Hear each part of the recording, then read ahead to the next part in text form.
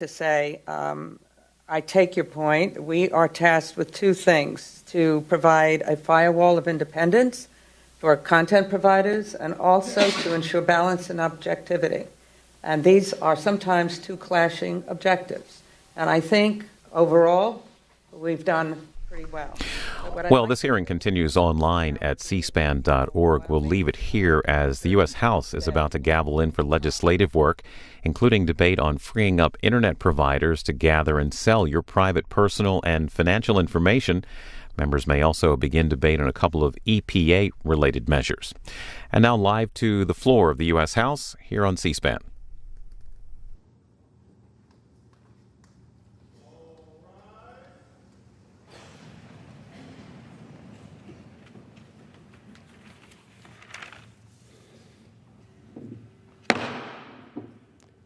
The House will be in order. The prayer will be offered by the guest chaplain, Rabbi Sanford Axelrad, congregation Ner Tamid, Henderson, Nevada.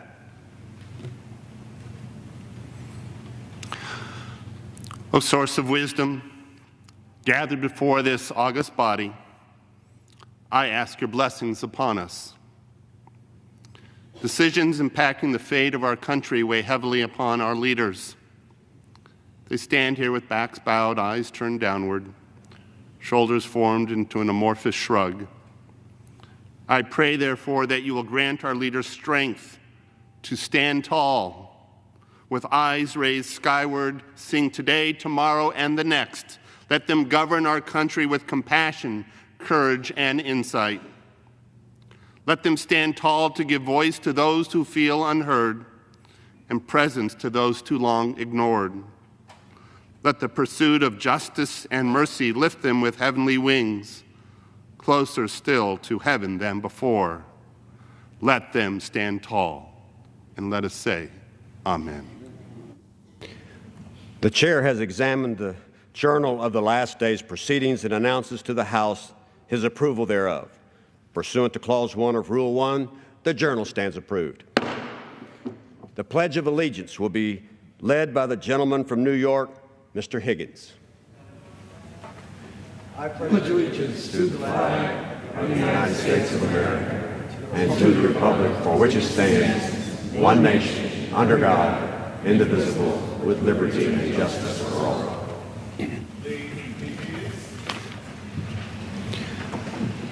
Without objection, the gentlewoman from Nevada, Ms. Rosen, is recognized for 1 minute. Thank you, Mr. Speaker. I am proud to stand here today and introduce my friend, Rabbi Sanford Axelrad. As leader of Congregation Ner Tamid, he has been a friend, a mentor, and my rabbi for 25 years. His vision for a campus, a spiritual hub, has been realized in his nearly 30-year career at Congregation Ner Tamid. He has led us with strength, with poise, and with wisdom, as he has shared in the sorrows and joys from the Simchas to the Shivas of our entire community. His work in both the outreach and interfaith communities has left impact and meaning on so many lives across the Las Vegas Valley and beyond. May he continue to serve us all with grace, compassion, and strength. I yield back my time. Thank you. Gentlelady yields back her time. Without objection, the chair will entertain up to 15 further requests for 1-minute speeches on each side of the aisle. What purpose does the gentleman from South Carolina seek recognition? Mr. Speaker, I move he has consent to address the House in 1 minute, revise and extend my remarks. The gentleman from South Carolina is recognized. Mr. Speaker, last Saturday, March 25th, marked National Medal of Honor Day, designated by Congress in 1990. The National Medal of Honor Day celebrates each of the men and women who have earned America's highest, most prestigious military decoration. I am grateful that South Carolina has a long tradition of military service, with 34 Medal of Honor recipients, including the youngest living honoree, Corporal Kyle Carpenter of Gilbert. To mark National Medal of Honor Day, I joined Medal of Honor recipient Major General James Livingston and South Carolina Attorney General Alan Wilson with a wreath-laying ceremony at Mount Pleasant Memorial Garden. The inspiring program was organized by the Fort Sullivan Chapter National Society Daughters of American Revolution, led by Regent Nancy Heritage. Additionally, congratulations to the University of South Carolina women's basketball team and head coach Dawn Staley on their victory in the Elite Eight last night. I am happy to cheer for the Gamecocks as they head to Dallas, Texas for the second Final Four appearance in just 3 years. In conclusion, God bless our troops, and we will never forget September 11th and the global war on terrorism. The gentleman from South Carolina yields back his time. What purpose does the gentleman from New York seek recognition? Seek unanimous consent to address the House for 1 minute, sir. The gentleman from New York is recognized. Mr. Speaker, last week's health care disaster was instructive because, in the end, it was never really about health care at all. Your plan with a thinly veiled scheme to deliver a massive tax cut to health insurance executives and their cronies. United Healthcare is one of America's largest private health care insurance companies. United Healthcare is under investigation for defrauding Medicare and the federal government out of billions of dollars.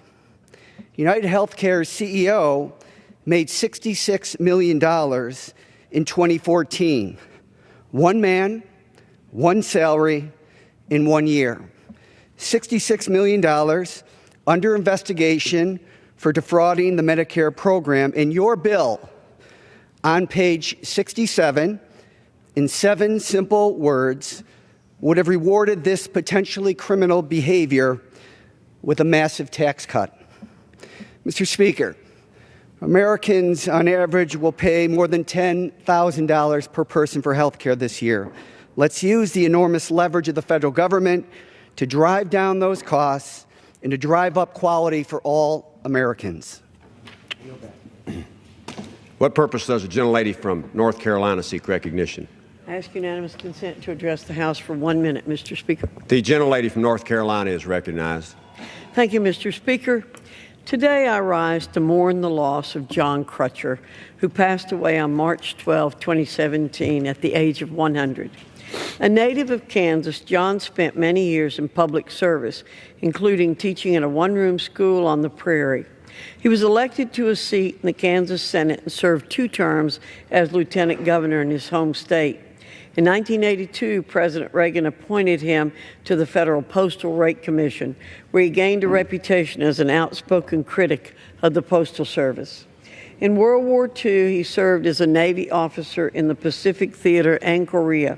He retired as a captain in the U.S. Naval Reserve and always remained active in Navy organizations.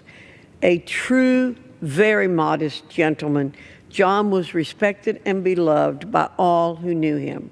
He will be greatly missed in the mountains of North Carolina, which he came to call home after marrying his lovely wife, Edith. I yield back. Gentlelady yields back her time. What purpose does the gentleman from Vermont seek recognition?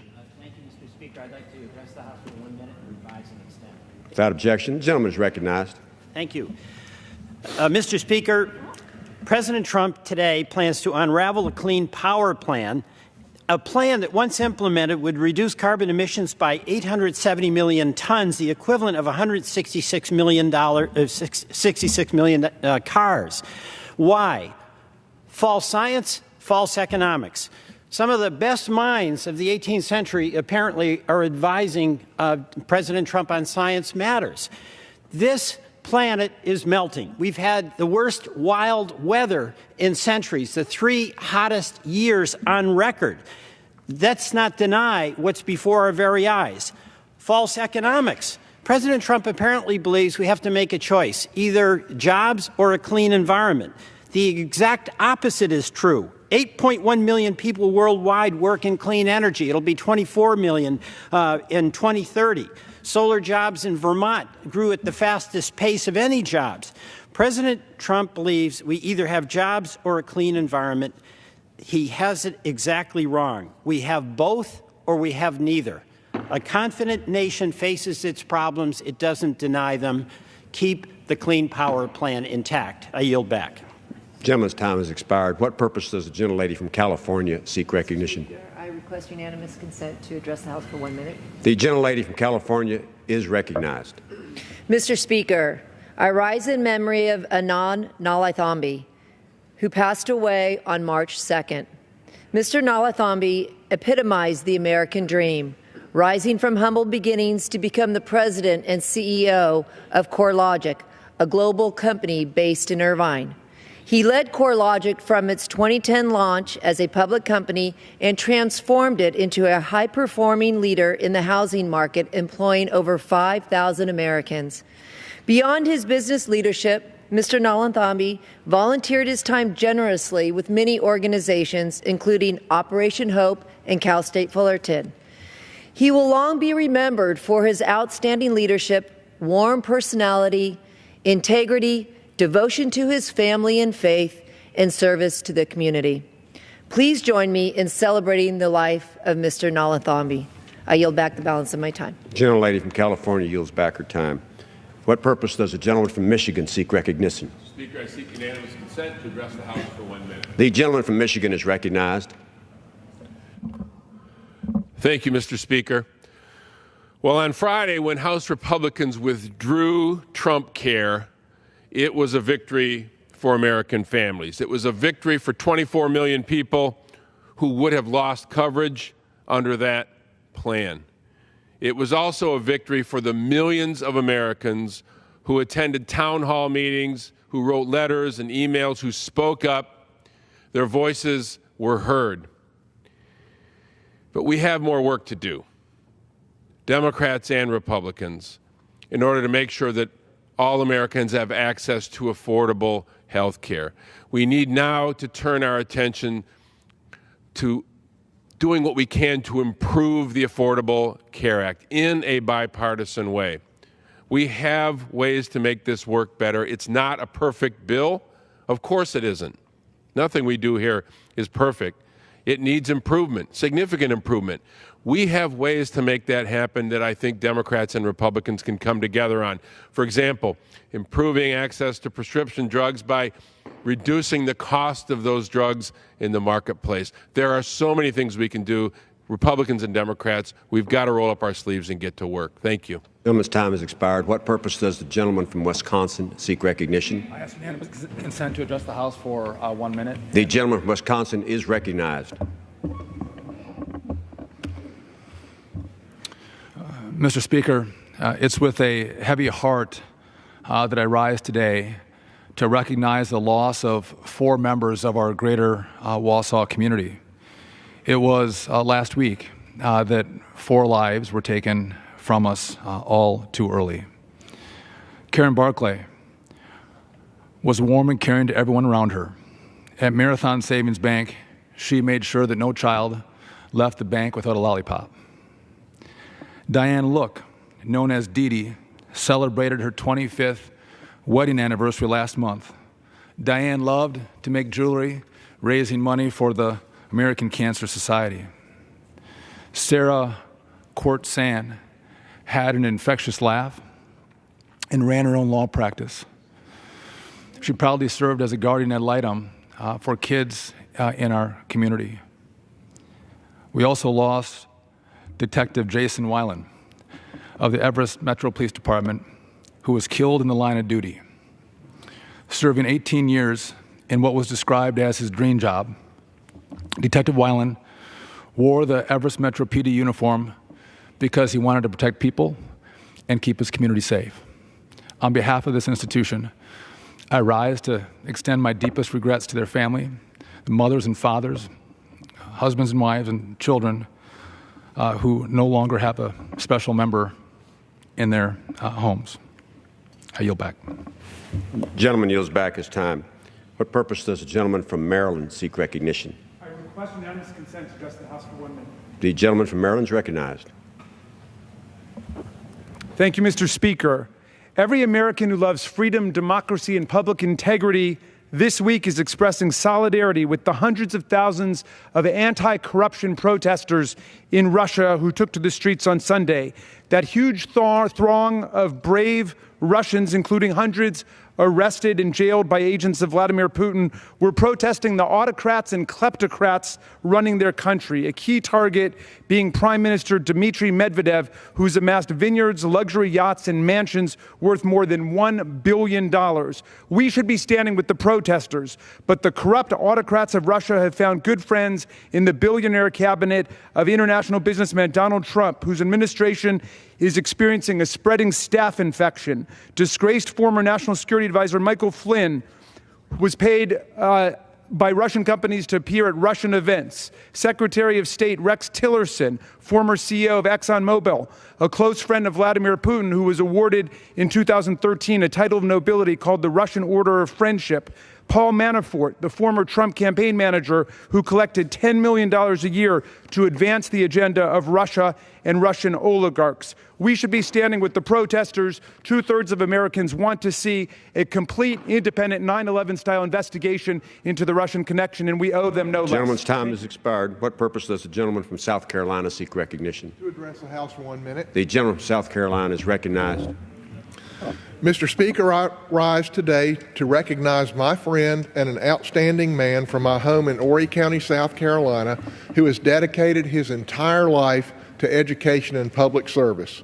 Mr. Neil Wilson retired last month after 14 years of serving as the president of Horry Georgetown Technical College and leaves behind a great legacy of selflessness and devotion to education in the community. Under Mr. Wilson's direction, Horry County Technical College added 9 new buildings, 40 new programs of study, and saw enrollment double. He never failed to go above and beyond to complete the task at hand. Often he was called on at the last minute to provide education or skilled workforce training to fill spots at existing local businesses or businesses looking to move to Horry County to employ South Carolinians, and he always came through.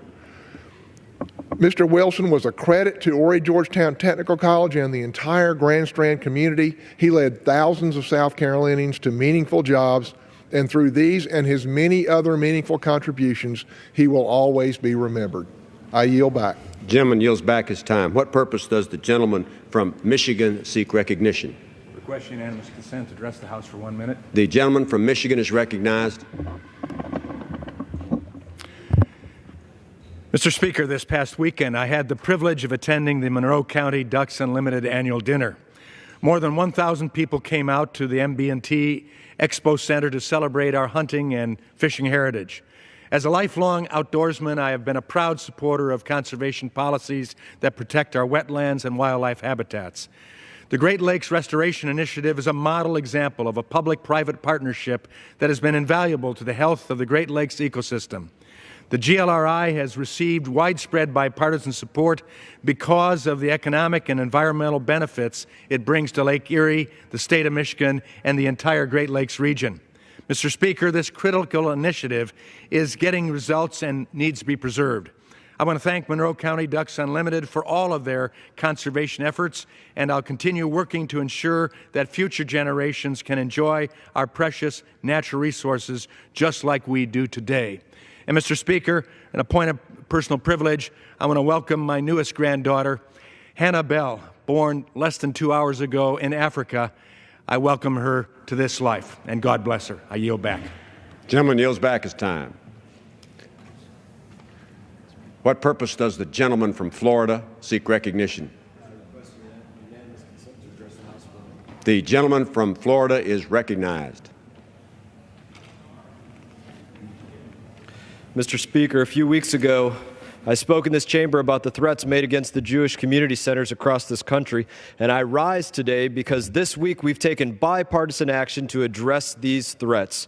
As members of Congress, we have a responsibility not only to speak out against hate, but to take real action to put an end to bigotry and violence. This week, I joined with a bipartisan group of my colleagues introducing the Faith-Based Community Center Protection Act. I also want to thank Senator Heinrich for his leadership on this issue in the Senate. Our bill provides over $20 million in additional funding to the Department of Homeland Security, specifically dedicated to safeguarding faith-based community centers, and it would double the federal penalty against making bomb threats from 5 years to 10 years. Think about that. bomb threats from just 5 years to 10 years. These are common sense changes, and this is a simple, affordable solution to this very serious problem. Mr. Speaker, today I'm calling on my colleagues to join us as defenders of human dignity because it's the decent, humane thing to do. And with that, I yield back. Thank you. Gentleman yields back his time. What purpose does the gentleman from Colorado seek recognition? Permission to address the House for 1 minute, revise and extend my remarks. The gentleman from Colorado is recognized. Mr. Speaker, the time for immigration reform is now.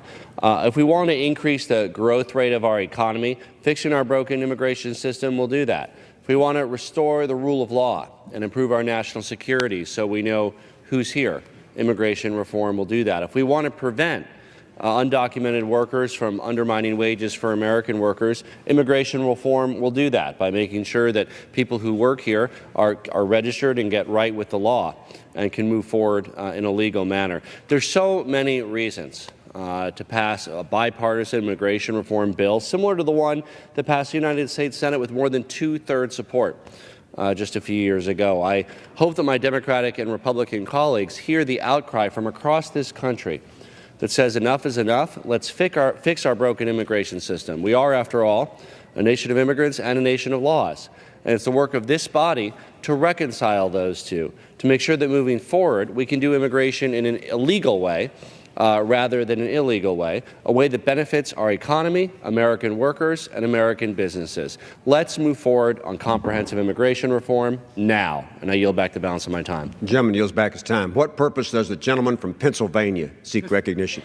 Mr. Speaker, request unanimous consent to address the House for 1 minute and to revise and extend my remarks. The gentleman from Pennsylvania is recognized.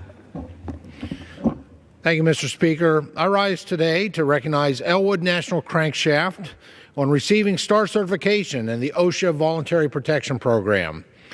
Elwood National Crankshaft, located in Irvine, Pennsylvania, is a unique manufacturer of new and reconditioned crankshafts for medium-speed engines in the 800 to 6,000 horsepower range.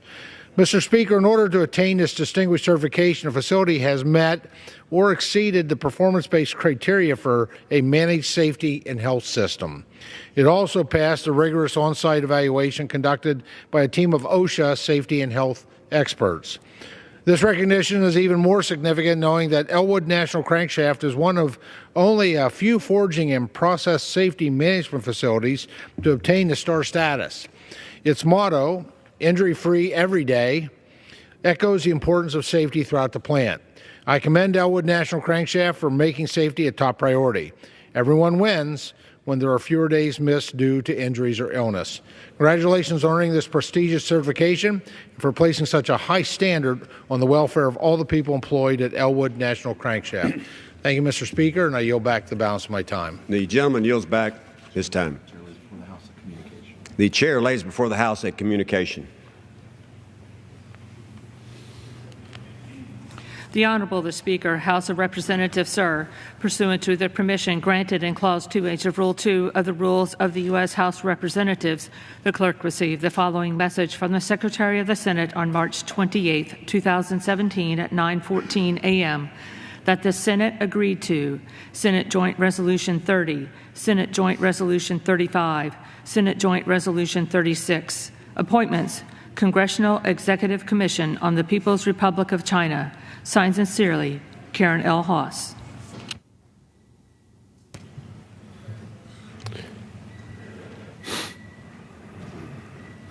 What purpose does the gentleman from Georgia seek recognition? Mr. Speaker, by direction of the Committee on Rules, I call up House Resolution 229 and ask for its immediate consideration. The clerk will report the resolution.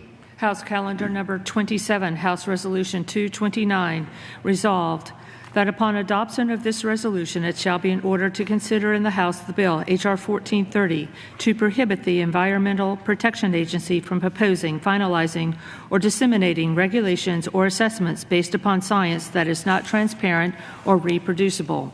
All points of order against consideration of the bill are waived. The bill shall be considered as read. All points of order against provisions in the bill are waived. The previous question shall be considered as ordered on the bill and on any amendment thereto to final passage without intervening motion except 1 hour of debate equally divided and controlled by the chair and ranking minority member of the Committee on Science, Space, and Technology, and 2, 1 motion to recommit. The gentleman from Georgia is recognized for 1 hour. Thank you, Mr. Speaker. Mr. Speaker, during consideration of this resolution, all time is yielded for the purpose of debate only, and I'd like to yield the customary 30 minutes to my friend from Colorado, Mr. Polis, pending which I yield myself such time as I may consume. The gentleman from Georgia is recognized for as much time as he wishes to use. Mr. Speaker, I'd also like to ask unanimous consent that all members who join us on the floor today might have 5 legislative days to revise and extend their remarks. Without objection. Mr. Speaker, I hold in my hand HRES 229. You heard the clerk read it moments ago, page 1 and page 2. Folks can find it on rules.house.gov if they haven't had a chance to see it already. But it provides a closed rule for consideration of H.R. 1430, the Honest and Open New EPA Science Treatment Act of 2017. If you work through that title, Mr. Speaker, the Honest and Open New EPA Science Treatment Act, you will find that honest is what those letters spell out. It's the Honest Act. And in the past, the Rules Committee has reported structured rules for consideration of this very bill. In this case, Mr. Speaker, there were no amendments offered in committee. There were no amendments presented in the Rules Committee last night, and we have reported a closed rule for this bill's consideration. Science is, Mr. Speaker, in the EPA's own words, the backbone of EPA's decision-making. President Obama in 2011 issued an executive order about how agencies should go about making the regulatory process more effective. And he said, and I quote, "Each agency shall ensure the objectivity of any scientific and technological information and processes used to support the agency's regulatory actions." We talk so much about what divides us in this institution, in this town, sometimes even in this country, Mr. Speaker. I think that point is worth dwelling on. Again, quoting from former President Barack Obama, "Each agency shall ensure the objectivity of any scientific and technological information and processes used to support the agency's regulatory actions." That's what the Honest Act aims to do, Mr. Speaker. It aims to provide the American public with the data that the EPA uses in each of its regulatory actions. It would come as a surprise to many Americans, Mr. Speaker, to believe that and to learn that there are agency actions that take place based entirely on undisclosed data sets, that the regulatory arm of government can be at work based on secret data that will never be released to the American public to verify, to confirm in this, what is often in scientific communities referred to as peer-reviewed literature. We believe that if we're making the rules, we should be able to expose the data on which those rules are based to scrutiny and, in fact, to challenge, Mr. Speaker. One thing I've learned in this job is sometimes I'm not as smart as I think I am. I don't know if that's ever happened to you, Mr. Speaker. I'm sure it's never happened to my friend from Colorado. But sometimes we are not as smart as we think we are. Sometimes being challenged makes us better. The Honest Act, Mr. Speaker, aims to provide the opportunity simply by looking at the data for any American citizen to understand the regulatory actions being taken at the EPA and, yes, if necessary, to challenge those actions if they believe they're not based on sound science. Mr. Speaker, I know what you're thinking. You're thinking, is this bill necessary? The EPA's mission is to protect the environment and public health, so of course it's going to use the best science. The answer should be yes. The answer should be yes, that in every set of circumstances we're always using the very best data. But as you know, time and time again, you can bring an expert into your office. A scientist on one side of the issue will tell you one thing. A scientist on the other will bring an equally compelling compendium of information to tell you the next. And it is left to us, to the American people, to decide who's right and who's wrong. This is nothing to be feared. This is something to be embraced. It's certainly been a characteristic of our great country for over 200 years. But in these days of information pouring out of the administration at the speed of the internet, it is more critical than ever that we make that information available to the public. And with the ability today to understand that information, to process that information, to compile that information, to inspect that information in details never before imagined, it is incumbent upon us to make sure that America has that opportunity. With that, Mr. Speaker, I would encourage my colleagues to support this rule to bring the bill to the floor, and then to support the underlying legislation so that we can pass the Honest Act, bring clarity and transparency to the EPA rulemaking process. I reserve the balance of my time. The gentleman from Georgia reserves his time. Chair recognizes the gentleman from Colorado. Thank you, Mr. Speaker. I thank the gentleman for yielding me the customary 30 minutes. I yield myself such time as I may consume. The gentleman is recognized for as much time as he wishes to use. Mr. Speaker, I rise in opposition to the rule and the underlying legislation. First, when the gentleman from Georgia said there were no amendments brought forward on this in Rules Committee, that's partial truth, but not the entire truth. The entire truth is when we have a process whereby members believe that there might be an amendment process, there's something called a call for amendments, which is issued. Often our chair, Mr. Sessions, and my friend from Georgia has heard him come down on the floor and say, we are calling for amendments on this bill, submit them. Rules Committee will consider them and allow some of them to advance to the floor. At least you know you have a fair shot. In this particular case, there was no call for amendments issued, which means, yes, members could have spun their wheels, and sometimes you feel like a hamster doing that, just running around and not moving anywhere in one of those circles. And if we thought there was any realistic hope that amendments could be included, I myself would have been happy to submit one, as would many of my colleagues. Chairman Smith actually requested a closed rule on this. So again, the chairman of the committee and the Rules Committee gave every indication we're not allowing any amendments to this bill. And that's what discourages members from going through the work of submitting an amendment if they have a good idea what the outcome is already going to be. So this is a closed rule. This is an anti-science bill.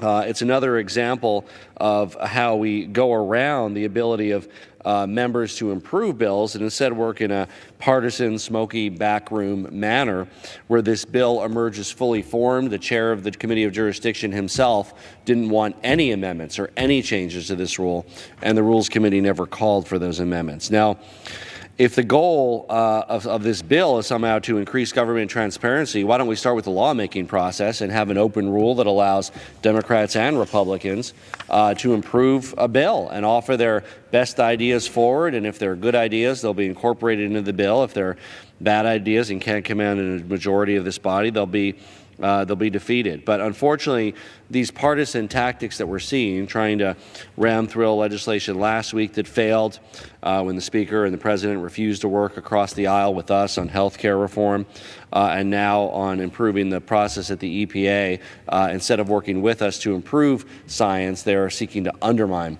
the integrity of the important scientific work done at the Environmental Protection Agency and bury the Environmental Protection Agency in red tape. The underlying legislation that this rule talks about has a lot of problems, Mr. Speaker, and so many problems, in fact, I won't even be able to talk about them all during my limited time for debate here. Hopefully they'll be able to cover some more during the debate on the bill. The first issue I want to address that's highly problematic with this bill, and it's something that's so important to the American people, liberal, conservative, and moderate, and that's the issue of privacy. This bill would undermine the privacy of American families in a number of ways. What it would do is prohibit the Environmental Protection Agency, an agency that exists to protect our health, from taking any action unless it's based on data that's fully available to the public. Now that sounds good, fully available to the public, but what does that mean? You see, normally the EPA has relied on peer-reviewed, scientifically valid research to inform its actions. Now, that's something that the process of science across the world informs. It's a very important, well-founded process that respects the efforts of scientists everywhere and the diligence of a peer-reviewed process. Much of these bodies of work utilize personal health information and confidential data, which currently are legally protected from public disclosure. The EPA identifies the academic papers that it uses in the Federal Register, so we have that transparency, but it doesn't release the legally protected private data, participants in studies, health of people, to the general public, nor is there any scientific value to that personal information. The value is in the studies, which are done scientifically and are already made public. This bill would force the EPA to either ignore these valuable studies because they utilize private data or violate federal law by sharing confidential patient information with the general public. We're talking about everything ranging from Social Security numbers to whether you got cancer from something you were drinking as a child to our most intimate health or lifestyle issues that are researched by the agency. The majority here, the Republicans, are trying to include a provision in the bill that allows personally identifiable information to be redacted prior to the EPA making information available. And I'm sure my colleague from Georgia will cite that, but that is woefully inefficient because it has a loophole in that very provision that basically negates that provision in another section by allowing the EPA administrator to allow any person that signs a confidentiality agreement to have access to all of the redacted data. So again, basically at the whim of the administrator, they can allow companies and people in there. The information can be put in front of people who have access to it to use it in any way they want. And that's highly personal information. Again, whether it is under the coverage of a confidentiality agreement or not, it's shown with unknown partners. This is not the federal agency itself. This is perhaps even the company that caused the pollution that wants to come in and look at it, or just various Americans with prurient interests that want to know intimate health details. And there's effectively no protection for that. It's entirely at the whim of the administrator of the Environmental Protection Agency. So that's an enormous setback for the privacy of American families and a woefully insufficient privacy protection with a loophole that's big enough to drive a truck through. There's not even a numerical limit on the amount of people or corporations that would be allowed access to that data. There could be a blanket permission from the administrator allowing thousands, tens of thousands of people, again, to see the individually identifiable data, including your Social Security number, including your health details or medical records, including things that affect property value and affect health. Another major issue with this bill, major fault, is it actually undermines the goal of the agency itself. The Environmental Protection Agency, which has the congressional mandate to keep our air and water clean, to protect our health, this bill actually does the opposite by burying the agency under a mountain of red tape and bureaucracy. This bill removes sound, scientific, objective decision-making and replaces it with ridiculous amounts of red tape, adding to the process of regulations, adding to the process of rules, requiring the Environmental Protection Agency to jump through additional bureaucratic hoops to use certain information, and making their entire goal of fulfilling their mission less efficient than if this bill were not the law. The Environmental Protection Agency already uses a peer-reviewed scientific process. They publish in the Federal Register the reference of the works that they're basing their opinions based on, just as the rest of America's scientific community does. This bill undermines the scientific process, is unscientific, and is opposed by so many scientific advocacy organizations, including opposed by the Union of Concerned Scientists, who are strongly opposed to this legislation. Now, on top of the red tape and anti-science aspects of the bill, this would also cost the government $1 billion of EPA funds. That's according to an analysis of a very similar bill last Congress. These are funds that would be diverted away from protecting our health and safety, which is what they're doing now, towards creating more red tape and bureaucracy for the very agency that the American people entrust with the goal of keeping our air and water clean and the American people healthy. Look. We all know what this bill is. It's a thinly veiled attack on science, part of the anti-science agenda. that we're seeing from the Republican Party. The budget that the President offered earlier this month cuts science funding to the bone, enormous setbacks in the very research into life-saving science in the future that would help improve our quality of life and duration of life and help our economy boom are being devastated under the President's budget. Scientific research creates billions of dollars of economic impact and innovation in states like mine, Colorado, and every other state. Science helps keep us healthy. It keeps crops alive and productive. It keeps our businesses open. It keeps America as a global leader in innovation. I also want to take a moment to highlight that this bill, while this bill is being heard on the floor today, President Trump is signing an executive order that effectively repeals all of the work that the Environmental Protection Agency and other federal agencies have done in the last 8 years to protect our planet from the impacts of climate change. Unfortunately, while we focus on a bill that forces scientists to not use the best science available, the President is signing an executive order that will essentially begin the repeal process of the Clean Power Plan. The Clean Power Plan is a basic requirement for states to bring their emissions down to a sustainable level, to protect Americans' health, to reduce the amount of pollution in our air and water, and to reduce the human impact on climate change. The executive order also unfortunately undermines some of the common sense protections we have with regard to fracking, something that's near and dear to my constituents and people in Colorado as an area that's impacted by extraction activities. This repeal, for example, would allow oil and gas companies to hide the chemicals that they use when producing oil and natural gas. Picture that. Fracking wells near homes and schools who would no longer have to report what chemicals could potentially be leaking into drinking water or groundwater. How can that possibly further our goal to protect the health and welfare of the American people? So at the same time, we have this legislation undermining the scientific process of the Environmental Protection Agency and burying the Environmental Protection Agency under red tape, coordinated the same week with the President's disastrous executive order that will hurt the health of the American people and ultimately cost lives. These are just another step in the undermining of science and the work to improve and protect the health of the people of our country. The Environmental Protection Agency relies on the best science available when developing new standards, and they're fully transparent about posting those scientific studies.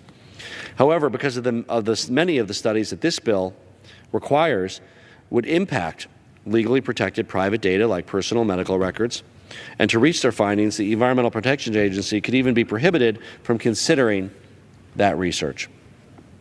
This ridiculous restriction would force the EPA to ignore a lot of relevant information because of the desire of the researchers and the legal imperative of the researchers to protect the private data of the participants, ultimately leading to policies that are ineffective and are not based on sound facts or science. Mr. Speaker, facts exist.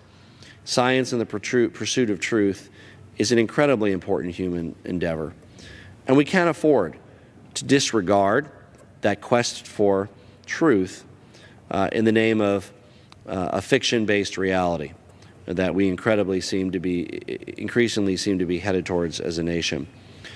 Without sound and strong science, America will fall behind in the world.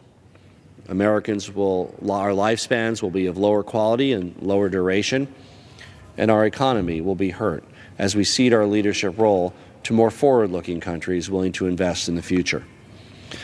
If this bill had been in place over the last few decades, I'm pretty sure that the cloud of smog over Denver in Colorado would probably still be there. Rivers and lakes across this country would suffer from pollution in a significantly worse way. And that's not the future that the American people want. If the EPA is prevented from using the best available peer-reviewed research data on air quality, asthma would be causing more attacks and, yes, even deaths of children across our country. Let's see this legislation for what it is: an attack on science, a giveaway to corporations who benefit from pollution, who don't like the fact that the EPA is using sound science, who want to create and live in their own fictional reality where the externalities of their actions somehow don't matter. We need the truth. The American people deserve the truth. We deserve the benefit of the outcome of the process of objective science, and this bill undermines that by burying the Environmental Protection Agency under immense red tape while preventing them from using some of the very peer-reviewed studies that would lead to the very best decision-making possible to protect the health of the American people. I reserve the balance of my time. The gentleman reserves his time. Chair recognizes the gentleman from Georgia. Thank you, Mr. Speaker. I yield myself such time as I may consume. The gentleman is recognized for as much time as he wishes to use. Mr. Speaker, you know that I consider the gentleman from Colorado to be a good friend of mine. I find myself after that presentation, though, wondering if that was a cloud of smog over Denver or if it was another cloud of smoke over Denver in these days. That's just not true. It's just not true. I'll start with what I'm proud about, because I think we do focus too often on divisions. Mr. Speaker, you know that we wanted to hold the Obama administration accountable for sound science. And now that there's a Republican in the White House, we want to hold a Republican administration accountable to sound science. So often in this town, we see one set of rules when you agree with the person in office, another set of rules when you disagree with the person in office. I don't think that's the right way to govern a country. I'm proud that we're not falling into that trap. If it's good for the Obama administration, it's good for the Trump administration. Number two, there's no smoke-filled backroom deal here. Number one, there's no smoke-filled room anywhere on Capitol Hill. Speaker Boehner is gone and smoking is banned from all of our spaces. This bill went through a full committee hearing, the full committee process. So often, Mr. Speaker, you know, at the beginning of a year like this one, we're trying to move legislation to the floor quickly. Some things that we've already had hearings and debate on, like this bill from last Congress, we bring to the floor outside of regular order. We skip the committee hearing process. Not so with this bill. Went through the Science Committee full hearing. Mr. Speaker, we talk about transparency as if it exists at the EPA. I will remind my friend from Colorado, Mr. Speaker, we have to issue subpoenas from the United States Congress to get the EPA to share its data with us. Notwithstanding to get them to share it with the University of Georgia or Georgia Tech or Caltech or wherever the best scientific minds of the day are, we have to issue subpoenas to get them to share that information. Clearly, transparency is not the norm. It is the exception. We talk about costs. My friend references $1 billion in costs from some study, apparently not a peer-reviewed study. I've not seen the data backing up this study, but good news. I don't actually need the study. I have the bill itself, Mr. Speaker, and I will turn to the relevant part here. Yes. Paragraph 5, clarify that the administrator shall implement this section in a manner that does not exceed $1 million per year from the amounts otherwise authorized to be appropriated. Now, you don't have to spend the entire $1 million, Mr. Speaker, but in the name of transparency, to make sure that folks have access to the data, we said it's worth investing resources, but not to exceed $1 million. And finally, Mr. Speaker, we talk about the burden of red tape. I don't know if you've had to deal with the EPA or the DOT or the DOD or the DOE, insert DO acronym here. Red tape is abundant in this federal government, and asking the federal government to be transparent is the antithesis of red tape. Since when did it become a burden on the institutions of government to be transparent with the American people? Since when you're making rules and regulations that affect the lives of every single American, did it become a burden to share the data on which those regulations are based? And I will say to you, Mr. Speaker, we get wrapped around the axle so often here, we end up getting further and further from our goals. Sharing data, getting peer-reviewed comments on that data, having folks come out in support of the conclusions reached on that data, that's going to make us stronger as a nation, not weaker. If you are proud of your underlying data, you should be proud to share that data. If you're embarrassed of your underlying data, I understand why you might want to keep it a secret. We have an opportunity not to hide from science, but to embrace science. We have an opportunity not to reach political conclusions, but scientific conclusions. And we have an opportunity to restore the American people's trust in the institutions of government that are issuing these regulations. This is a small step in the right direction with the Honest Act, Mr. Speaker, but it's an important step in the right direction. I hope my colleagues will support it. With that, I reserve the balance of my time. Gentleman from Georgia reserves. Gentleman from Colorado is recognized. Mr. Speaker, I have some scoring from the Congressional Budget Office dated March 11, 2015. I'd like to submit to the record. Without objection. And this is based on H.R. 1030 from last session, the Secret Science Reform Act of 2015, effectively the same operating provisions as this new bill. If there's any cost-saving elements in this new bill that weren't in 1030, I would encourage my colleague from Georgia to let us know, because we are voting without scoring or costs on the newest version of this legislation. The previous version of this legislation, as I mentioned earlier, would cost $250 million annually over the next several years, $1 billion to implement, and that is the scoring from the nonpartisan Congressional Budget Office, whose director was appointed by the Republicans on a substantially similar bill. Mr. Speaker, we're deeply concerned by reports from our intelligence community regarding Russian interference in last year's election. Even more troubling, FBI Director Comey's sworn testimony that the FBI is now investigating the possibility of collusion between members of President Trump's campaign team and Russia. Mr. Speaker, the legitimacy of our electoral system is at stake, and frankly, it's time that we rise above partisanship and that we get our job done and get to the bottom of this. Unfortunately, recent actions by the House Intelligence Committee chairman have left many members of both sides of the aisle convinced, and the American public convinced, that the committee is unable to conduct an impartial investigation of this critical matter of national security. Mr. Speaker, if we defeat the previous question, I'll offer up an amendment to the rule to bring up Mr. Swalwell's and Representative Cummings' bill, which would create a bipartisan commission to investigate Russian interference in the 2016 election. Mr. Speaker, I ask unanimous consent to insert the text of my amendment in the record along with extraneous material immediately prior to the vote on the previous question. Objection. To discuss our proposal, I would like to yield 5 minutes to the gentleman from California, a member of the Intelligence Committee, Mr. Swalwell. The gentleman from California is recognized for 5 minutes. Thank the gentleman from Colorado. Thank you, Mr. Speaker.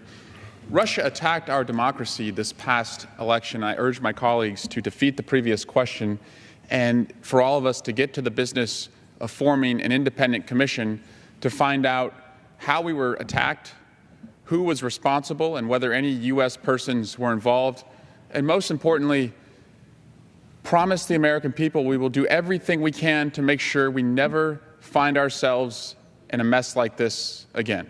Congressman Cummings and I introduced H.R. 356, the Protecting Our Democracy Act, because we always believed that the only way to have a comprehensive understanding of what happened, who was responsible, and to make recommendations was through an independent commission.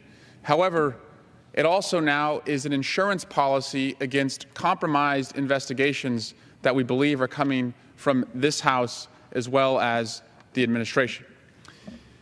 There's no question that this last election, Russia meddled in our elections. It's not disputed that that order came from Vladimir Putin.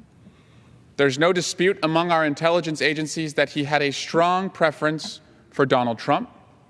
And the most terrifying finding that our intelligence agencies made was that Russia is sharpening their knives, undertaking a lessons learned campaign, because they will go at us and our allies again. Unfortunately, we have seen that those charged with getting to the bottom of what has happened have been compromised. The American people are counting on us to defend this great democracy, a democracy that so many men and women in our armed services have fought for and sacrificed for, who are fighting for and sacrificing for today. Unfortunately, the Attorney General, twice when asked under oath as to whether he had any prior contacts with Russia, said that he had not. And we later learned that indeed, during the Republican convention and afterwards, he had met with Russia's ambassador. He is now recused from any investigation into Russia. That's the executive branch. Unfortunately, our investigation in the House has also been compromised. I have long enjoyed working with Chairman Nunes. I think he's a good man who has led our committee over the last few years to bipartisan results that have made us safer. And for the last few weeks, together, Republicans and Democrats on the House Intelligence Committee have gone down an investigative road together. We had a very productive open hearing last week where we were able to connect the dots of Donald Trump and his family's and his campaigns and his businesses' personal, political, and financial ties to Russia that were converging with the Russian interference campaign. Those dots were validated by the FBI director, confirming that indeed President Trump's campaign was under counterintelligence and criminal investigations. Unfortunately, the chairman in the last week exited this bipartisan investigative road to work with the White House, going to the White House to receive classified information before sharing it with any members on the committee, Democratic and Republican, going again to the White House the next day to share that information with the President. The actions of the Attorney General and the actions of the leaders in this House who are supposed to be undertaking this campaign demand that we take this outside of politics, that we take this outside of Congress. The only way to do that is to have an independent commission that can depoliticize this, that can declassify the facts to the extent possible, and that can debunk the myths that our president has put forward about what happened with Russia. Mr. Speaker, I was a 20-year-old intern in Washington, D.C. when we were attacked on September 11th. I will never forget watching Republicans and Democrats stand on the House steps, arm in arm, singing God Bless America. But what was more moving than that moment of symbolism was the unity that Republicans and Democrats showed when they came together to make important reforms to ensure that never again would we be attacked from the skies.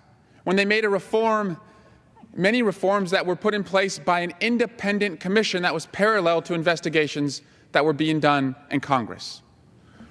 There is still time for us to unite. There is still time for us to follow the evidence. And there is still time for us to uphold that solemn duty to the American people. The gentleman is recognized for an additional 1 minute. Thank you to the gentleman from Colorado.